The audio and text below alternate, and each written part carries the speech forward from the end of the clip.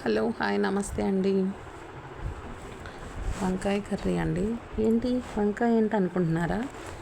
చాలా స్పెషల్గా హెల్తీగా మటన్ చికెన్లు కూడా మించిన టేస్ట్ వచ్చేలాగా ప్రిపేర్ చేసుకుందాం. చాలా బాగుందండి. వంకాయ ఇష్టపడిన వాళ్ళు ఎవరుంటారు? చాలామందికి బాగా ఇష్టం.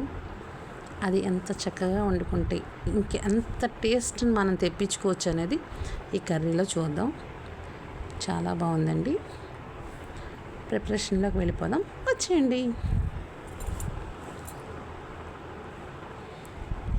పచ్చిమిరపకాయలు, కరివేపాకు ఇవి వేసి దీనిలో అల్లం, పైన పొట్టు తీసి అల్లం వేసానండి.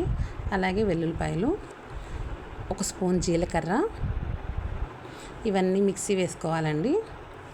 అలాగే అది తీసేసి ఒక 3 ఉల్లిపాయలు కూడా చక్కగా కచ్చపచ్చగా చేసుకోవాలి. మిక్సీ ఒక రౌండ్ తిప్పుకోవాలి.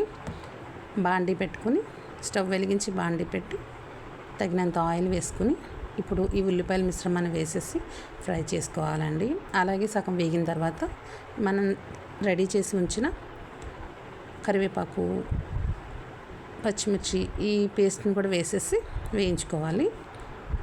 ఇది వేగుతూ ఉంటాయండి. ఈలోపు మనం వంకాయలు రెడీ చేసుకుందాం. వంకాయ కట్ చేస్తామండి. ఉప్పు నీళ్ళలో వేసుకుంటే చక్కగా అసలు కలర్ మారదు, కండ్ర అనేది రాదు.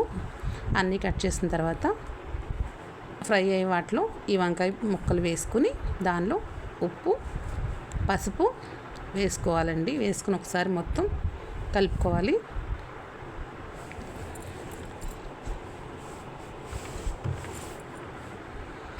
మూత పెట్టుకుందామండి, మగ్గుతూ ఉంటుంది. ఒకసారి మూత తీసి చూసుకుందాం. మగ్గుతుందండి. ఎక్కువ కలిపితే ఇవి ముక్కలు మెత్తగా అయిపోతాయి. అందుకే ఎక్కువ కలుపుకూడదండి, కొంచెం స్లోగా కలుపుకోవాలి. అలా తిప్పుకోవాలంతే. రెడీ అయిపోయిందండి. దానిలో కొంచెం కొత్తిమీర వేసేసుకొని దించేసుకోవాలి. ఎందుకంటే మనం దీనిలో పచ్చిమిరపకాయలు ఎక్కువ వేసి పేస్ట్ చేసాం కాబట్టి దీనిలో కారం వేయక్కర్లేదండి. మీకు నచ్చిందని అనుకుంటున్నాను.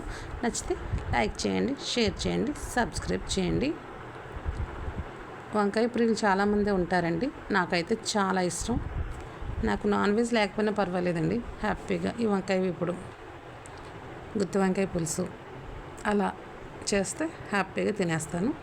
అలాగే మీరు కూడా చాలామంది ఇలాగే తింటారనుకుంటున్నాను. అంటే వంకాయ ఇష్టంగా తింటారనుకుంటున్నాను.